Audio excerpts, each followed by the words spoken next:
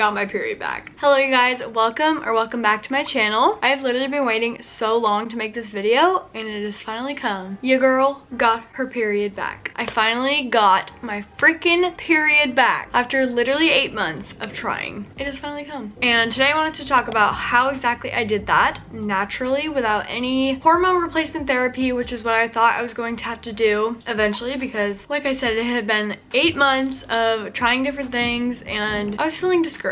But I'm happy to be making this video and be able to tell you guys what exactly I did, and hopefully this can help you if you are also struggling with this. I just want to preface this video by saying I am not a doctor and everybody is so different for what they're struggling with, and for me it was specifically my low estrogen. The reason I lost my period in the first place was because I was exercising a lot and not eating enough. I was doing CrossFit for about a year, like very consistently, almost every single day, like at least 5 or 6 times a week. CrossFit is very strenuous, and I was also calorie counting and just not eating enough for my body. My body fat percentage was very low. I was constantly doing like these diets, like I did Whole30, I did 75 hard, I did all these things, and I had lost like 30 pounds over a course of 2 years. And I was also on birth control at this time, so I was having a regular cycle, but I was on birth control, so it was not like a real period. Like my body wasn't producing this period, so it would happen consistently every single month. And finally I came to this realization that I feel like I'm not gonna have a period on my own without birth control, so I decided to go off of birth control and see if my body would be able to produce a natural cycle, and lo and behold, it did not for 3 years. Over 3 years, like 3.5. So I did a lot of research, and what I found was that this is very common for athletes, which I was not an athlete, but I was doing CrossFit a lot, so I kind of thought that could be the reason why. Doing CrossFit and not eating enough food. I was probably eating like 1,500 calories a day, which is not a lot, especially if you're exercising a lot. I was also working as a CNA, so basically I started doing a bunch of research on why this happens and how I can get it back on my own. And the two main resources that I really liked were the Period Recovery podcast. I think her name is Cynthia, and she also has a program that she runs, but I was actually pretty close to doing this, but it is $600, and I was like, I really don't want to spend that much money on this program. So I was like, I'm just gonna listen to her podcast and kind of see what she has to say. And most of it was to increase your calorie intake and cut out exercising, which I was very terrified to do this because as someone who's like very in shape and I had worked so hard to like get to where I was doing CrossFit, I really did not want to gain the weight, but I knew I had to because I had so many other symptoms, not just not having a period, such as being cold all the time, no libido, very dry skin, brittle like hair and nails, honestly a lot of other things, very low heart rate, a lot of brain fog, you name it, I probably had it. But my main thing was being cold all the time. That was like the worst. That was the freaking worst. Oh my god, miserably cold. Like I remember we went to Mexico, I talked about this in my last video, we went to Mexico and went in the ocean, and I literally could not even handle it. Like I was frozen. I had to get out of the water. It was not even fun. We were like snorkeling and stuff. It was not fun for me. But anyways, so yeah, the Period Recovery podcast is one resource that I use, and then also No Period Now What is a book that I read, and that one is very helpful because it kind of goes through all the things that could be happening to you. So if you don't know like why your period is missing, you can kind of read this book and see like, okay, all these symptoms kind of match up with what is going on with me. I definitely recommend getting tested by your doctor though, because there's a bunch of different hormones they can test and see which ones are normal, which ones could be abnormal for you. For instance, my estrogen was very low. I think when I first got it tested it was like 8, so that was very nice to have something like a confirmation saying, okay, there is something going on with your body. It was like a good place for me to start. I was like, okay, I have low estrogen, so now I can do research and see like, okay, how can I raise my estrogen naturally? There was a lot of different things that I tried, and I'm not sure if any of them actually helped, but one of them was eating flax seeds. I started adding flax seeds to my oatmeal every morning. I put it in smoothies. I also started drinking this tea called Dong Quai. I don't know how you say it, but I will leave it linked down below if you guys are interested in this tea. It is kind of disgusting, honestly, but I think I drank like 2 or 3 boxes of this tea before I kind of just fell off of it and stopped ordering it, but I'm not sure if that helped. Maybe it did, because the next time I got my estrogen tested was like 2 months later, and it had gone up to 21, so it like almost tripled from 8 to 21, which 21 is still low, but that was like a sign that whatever I was doing was helping. And not only the tea and the flax seeds, but I had also decided, okay, I'm just gonna start eating more and exercising less and kind of just see what happens. I had to keep in mind like why I'm doing this. I had to think, I want to have a child and a family in the future, so I really need to figure out what is going on so that way I can actually do that. And that was kind of a motivator for me because it is something really hard to go through. Gaining weight is not easy, and growing out of my clothes was not easy either. Like I literally had to pretty much get like all new clothes. Well, not new, I like thrifted most of them, but I pretty much had to donate and sell like majority of my clothes, especially my scrubs for work. I had so many fig scrubs in like cute colors and they're all too small now, and I pretty much got rid of all of them, but that's okay because hopefully I'm gonna be able to have a child in the future, and that is better than fitting into your scrub. So yeah, anyways, I decided April 2nd, which is when I posted my last video about losing my period, I decided then that I was going to go all in and start eating pretty much whatever I wanted, but focusing on eating enough and stopping all exercise. I pretty much didn't do any exercise for 2 whole months. I only did stretching, like very light stretching, nothing strenuous like yoga and stretching, and I was still walking but not like a lot. Like I would walk my dog like once or twice a day. I would not do the treadmill at all. I used to like walk 4 miles on the treadmill every single day, and I stopped that pretty much altogether for 2 whole months. And this was honestly so hard because I feel like exercising is so good for my mental health. So after 2 months I was like, okay, I think I can kind of start incorporating exercise back into my routine, but in a healthier way. Like I'm not gonna force myself to work out every single day. I'm not gonna be doing cardio. I started doing like weight training but resting in between each exercise, so it's like lower intensity. I also started walking a little bit more, but still like not very much. Like I would make sure I'm like moving my body every day, but not like excessively, if you know what I mean. And I wouldn't be doing this every single day either. I would probably do like 3 or 4 times a week where I would do like a low intensity workout and walking, and the other days I would pretty much just rest. I feel like where I really got my period back is with my diet. Like I started incorporating a lot of snacks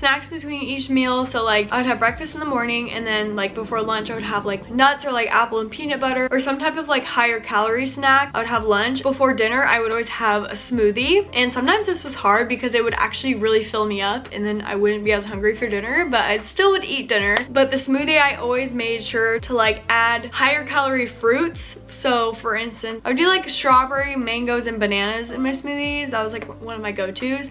And then I would always add the flaxseed. I would add like protein powder. Sometimes I would add nut butter, Greek yogurt, just like make it very filling and calorie dense. And I feel like that honestly helped me a lot, but that definitely made me gain weight like pretty fast. And I started noticing it probably a month after I started doing this, that my jeans were tighter, that a lot of my clothes didn't fit anymore, but I still kept going, and I'm so happy that I did because now I am here with a period. So, but I probably ate those smoothies and did no exercise for like at least 2 months until I started kind of not stopping doing that, but just eating more intuitively and not like force feeding myself anymore. Because when I would drink those smoothies, I would kind of have to like force myself to eat dinner and like dessert and stuff. Oh, I also would eat a lot of ice cream. There's this ice cream place right down the street from our house, and we would go there during the summer like a lot during the week, and I know that that is a lot of calories, so that definitely helped me get my period back faster. I probably could have gotten it back faster if I kept going on the route that like I was doing, but it was just hard because I really wanted to get back into exercise because I felt like it is so good for my mental health. It boosts your endorphins, all that stuff. So I kind of incorporated that back. And then, okay, one thing that was very frustrating throughout this whole process was that I kind of never got like a confirmation from my doctor that this is what was going on with me. So first of all, I went to one doctor. I got referred to an OBGYN who kind of said like, oh yeah, your body fat percentage is definitely too low and your body may want to be like on a little bit of the heavier side to like get your period back. And so that was like the first time I actually heard from someone saying like, okay, yeah, this is actually what's going on. I had told her my whole story about doing CrossFit and calorie counting, all that stuff. So then we ran a bunch of tests. I actually did an MRI of my brain to see if there's any type of like pituitary tumor, but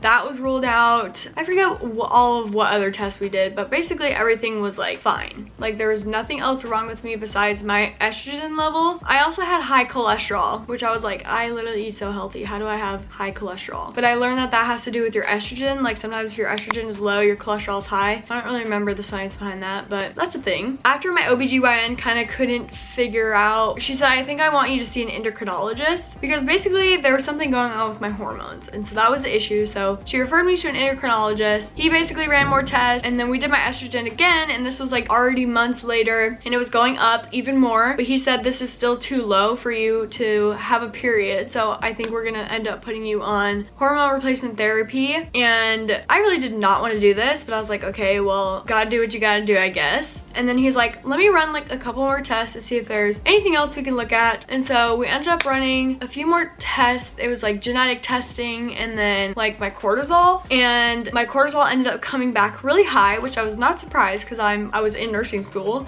So I was pretty stressed out all the time. And also I'm just a very like go, go, go person. Always have a very long to-do list. So I knew that my cortisol would not be low. After we got that back, he was like, okay, I want to do another cortisol test just to make sure and see if there's like anything going on with that. He said it may be like normal that my cortisol is high. I think he wanted to rule out like Cushing's disease and I don't know what other diseases there are with high cortisol. But so basically just recently, my last appointment, I had done this cortisol test, and it was a saliva test I had to do 3 times, 3 days in a row. And I thought he told me to do it in the morning, but it was actually at night. So I did it wrong. But I had also got my blood drawn again for this last doctor's appointment, and my estrogen level was even higher. It was like in the hundreds this time. So I was like, oh my god, like this is awesome. My estrogen is going up. Like I could feel it in my bones that my period was coming back, because I don't know, I just like started feeling more like myself again. Like I had more energy. And sorry if I'm like all over the place in this video. I'm just kind of remembering like what's happening. This is like over the course of 8 months, so a lot has happened. So basically in this past month, I have graduated nursing school. A few days after graduating, I actually got COVID. So I was home for 5 days quarantining and not going to work, literally doing nothing but laying in my bed and reading like all day. And I felt like shit. But on my last day of COVID, lo and behold, I got my period back. And I feel like what really did it is because I was just chilling in bed, not stressed about anything, but I was just reading. Like my stress was like probably at an all-time low. And so I feel like this is what actually gave me my period back. Needless to say, I was very excited about it. And in my last doctor's appointment, he actually said the last thing he wanted to try before putting me on the hormone replacement therapy was a progesterone challenge. So basically it's where you take progesterone, I think it's for a week every day, and then that should cause you to bleed. And if it doesn't, then there's some other underlying issue that's going on and not just like the low estrogen that I had. So that was gonna be the next thing that we were gonna do. And my doctor actually told me that that will probably be a pretty painful period because it produces a lot of cramps and stuff. And so I was not excited to do that. And I was actually gonna wait a little bit until like after the holidays and stuff to do that. And I'm glad that I did because I got my period back naturally. So I am so excited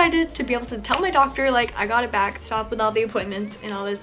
I got my blood drawn literally so many times. But now I want to donate blood, because if I can get my blood drawn 50 million times, I could be able to donate it once, you know what I mean? In summary, I think what really brought my period back was definitely reducing my stress levels, eating more, and exercising less. Those 3 things. I probably could have done it faster if I would have actually kept eating a lot and not exercising, but I don't know. I'm kind of happy with the way that I did it, because now I feel like I'm at a good place with like my body and with exercise and food, and I just feel like a lot better. I'm no longer as cold as I used to be. I actually get hot now, which is kind of annoying, but I would way rather be hot than cold, because when I was cold it was just like miserable, so painful. Like I literally felt cold in my bones. Like it was insane. Also, I feel like my hair has grown a lot and gotten thicker. Same with my nails, they're getting a little bit longer, also thanks to collagen probably. But yeah, I hope this helps some of you out there. If you're going through something similar, just know that there is hope and you can do it. It is definitely not easy, but it will be worth it when you have your energy back. You can actually think straight. That's another thing. I'm no longer constantly thinking about food, because that was like a huge thing when I was at like my lowest weight and I was like calorie counting. That's constantly what I thought about, was like my next meal, like planning out my meals. How many calories is in this food? How many calories are in this food?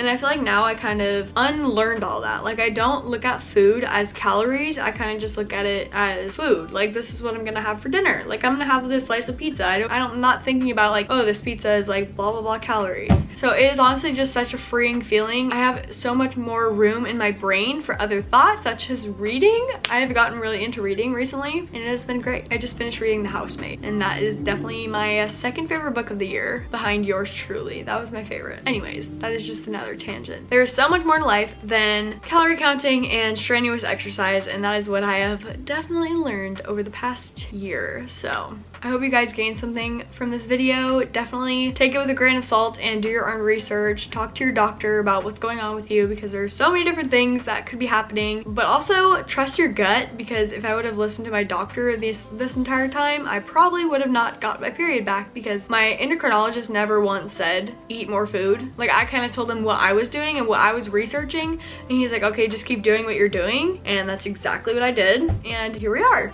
Now, I don't know if I'm gonna have like consistent periods or if this is just a one-time thing. I really hope it's not, but it was like a 5-day period, which is exactly like how my periods were when I had them last. 5 days, and they were like pretty light, but it's something. So hopefully next month I get another period and months to come. But I love you guys so much. Thank you so much for the support on my last video that I posted about my period. Let me know down below if you have any questions, or DM me on Instagram. I know you guys asked me a lot of questions on Instagram, and I try to get back to you on there. Thank you guys so much for watching, and I'll see you in the next one.